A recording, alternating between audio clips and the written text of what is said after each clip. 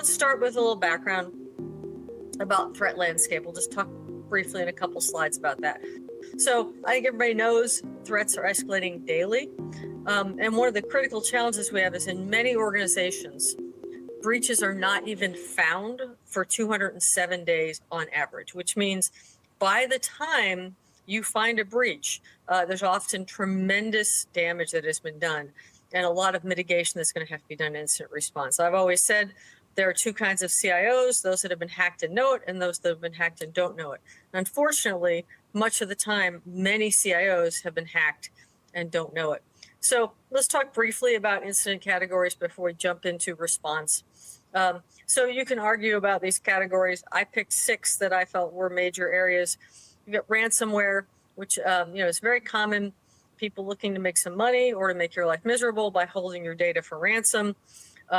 Just flat out data breaches where data is exfiltrated out of your organization, either through a sophisticated or unsophisticated attack, right? It could be someone walking out with a thumb drive, or it could be something much more insidious.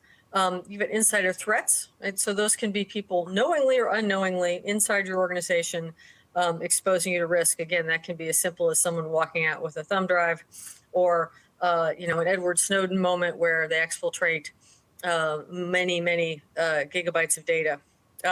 Denial of service attacks, those are often just meant to annoy you and to cripple you. In many cases, so don't end up being a breach.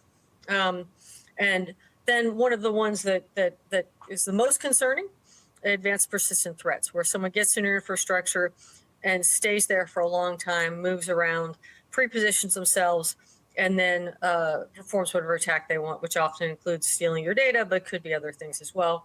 And then finally, supply chain. So something that is injected somewhere in your supply chain, whether it's hardware supply chain or software supply chain, that impacts your ability to do your work and gets you compromised in some way. So let's talk about now what we're here about is incident response.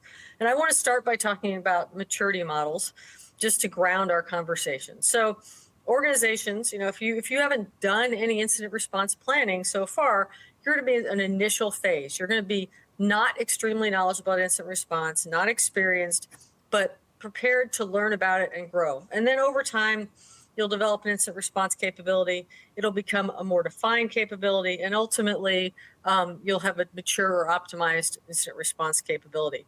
And so working your way through that process will make you better prepared for when there is inevitably an incident in your organization. So this, to get from point A to point B in this process, really involves evolving your capabilities in your culture and your processes. It's not we're going to do this and overnight you get there.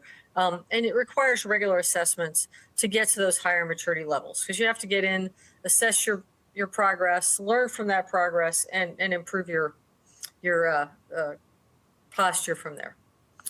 So let's talk about some indicators. So in a perfect world, right, if you got attacked, you would know about that within an hour. And so people build up their defenses and their tools in a way to provide as much indication as possible to know very quickly that there's been an incident and that they've detected.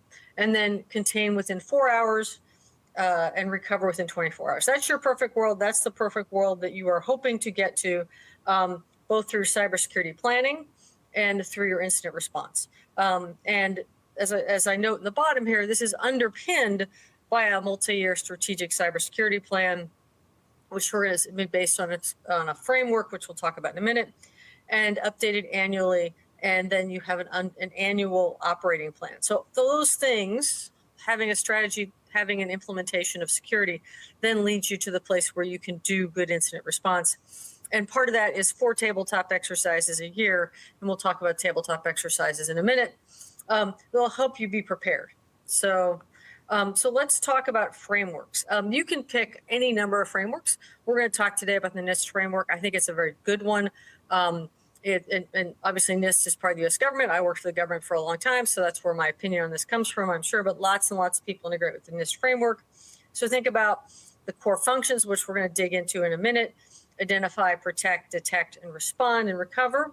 And then the security SP 800 Rev 2 right now, which gives you a plan And then 853 Rev 5 is actually security controls that are mandated for the federal government, but are valuable and useful for everybody else. So if you take these security controls and layer on that incident handling capability and your core functions, those are going to give you a nice groundwork to develop your plans. And so this is what I'm going to talk about today is in the NIST framework. So as I mentioned, there are 4 steps in the NIST framework. The number 1 is preparation.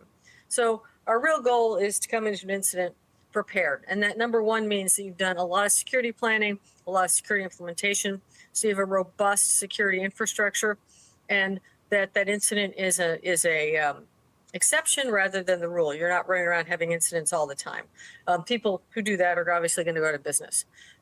Secondly, detection and analytics. The third is containment, eradication, and recovery. So you detect something, then you go in and you get rid of it, and then you do post-incident activities, which post-incident activities are basically understanding what happened and how to avoid the next incident. So let's dig into this in more detail. So how do you prepare?